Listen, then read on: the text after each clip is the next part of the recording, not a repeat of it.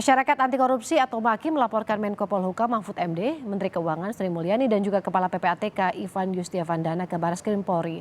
Mahfud menanggapi santai pelaporan dirinya soal dugaan tindak pidana pembocoran rahasia negara terkait ucapannya soal transaksi mencurigakan 349 triliun di Kementerian Keuangan.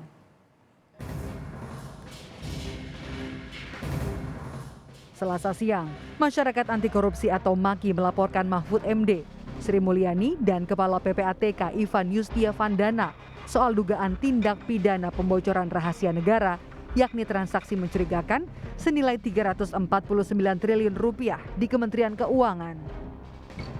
Koordinator MAKI Boyamin Saiman menyebut alasan MAKI melaporkan ketiga pejabat itu berdasarkan perdebatan yang terjadi saat rapat Komisi 3 DPR dengan PPATK pekan lalu. Namun, Boyamin berharap laporannya ditolak polisi. Boyamin bilang ini adalah logika terbaliknya membela Menko Polhukam, Menteri Keuangan, dan Kepala PPATK. Daripada ini perdebatan terus gitu antara pemerintah dan DPR, udahlah saya ngalah, lapor ke polisi gitu loh. Jadi sederhananya begitu. Tapi sebenarnya saya lapor ini nanti ke SPKT bikin LP dan mudah-mudahan ditolak malah. Jadi karena apa? Kalau ditolak berarti kan bukan pidana.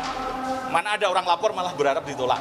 Ya karena ini logika terbalik saya dalam rangka membela PPATK, Pak Mahfud dan Bu Sri Mulyani dengan harapan apa? Pencucian uang ini bisa dibongkar habis.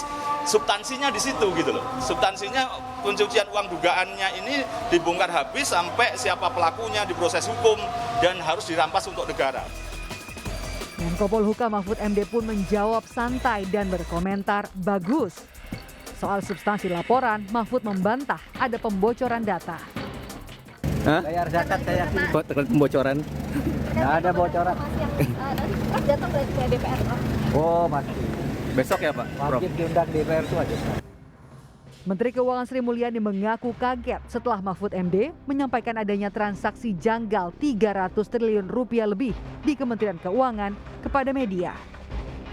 Dalam rapat kerja bersama Komisi 11 DPR RI, Menteri Keuangan Sri Mulyani Indrawati mengungkapkan asal-usul adanya dugaan transaksi janggal senilai 349 triliun rupiah di Kementerian Keuangan. Sri Mulyani membenarkan surat yang diterima dari PPATK per tanggal 13 Maret 2023 memuat 300 surat dan bernilai 349 triliun rupiah. Namun, setelah dianalisis, hanya 3,3 triliun rupiah yang benar-benar berhubungan dengan pegawai Kementerian Keuangan. Sri Mulyani juga mengaku baru pertama kali menerima surat laporan PPATK seperti ini.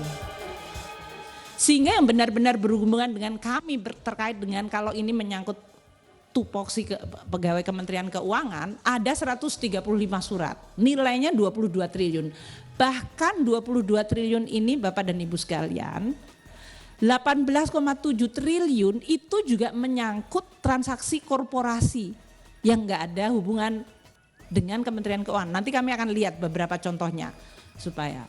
Jadi yang benar-benar nanti berhubungan dengan pegawai Kementerian Keuangan itu 3,3 triliun. Ini 2009 hingga 2023, 15 tahun seluruh transaksi debit kredit dari seluruh pegawai yang di-inquiry tadi, termasuk penghasilan resmi, transaksi dengan keluarga, jual beli aset, jual beli rumah, itu 3,3 triliun. Dari 2009 hingga 2023. Gaduh transaksi janggal 349 triliun rupiah di Kementerian Keuangan makin riuh setelah ada pernyataan anggota Komisi 3 DPR Arteria Dahlan yang menyinggung soal Undang-Undang Nomor 8 tentang tindak pidana pencucian uang dengan ancaman pidana 4 tahun penjara. Pasal 11, Pak. Pejabat atau pegawai PPATK, penyidik atau penuntut umum, hakim dan setiap orang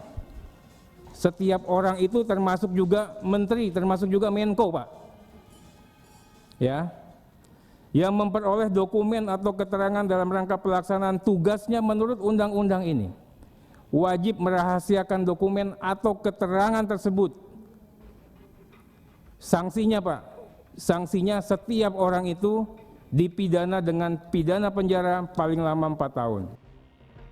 Rabu siang, giliran Menko Polhukam Mahfud MD buka-bukaan di depan Komisi 3 DPR soal transaksi janggal 349 triliun rupiah di Kementerian Keuangan. Tim Liputan, Kompas TV.